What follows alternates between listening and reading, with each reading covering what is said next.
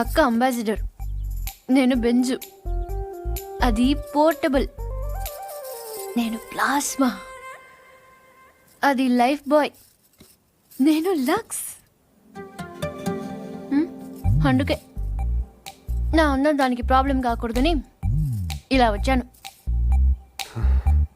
దేవుడు దయ వల్ల దానికి పెళ్ళైపోతే అక్కడ గంటకు తగ్గ బంటలో హృతిక్ రోషనో అభిషేక్ బచ్చనో దొరకపోలే. చూసావా, నువ్వు కూడా చూపు తిప్పుకోలేకపోతున్నావు. అయ్యో దేవుడా, ఎందుకయ్యా ఇంత అందం ఇచ్చావు నాకు?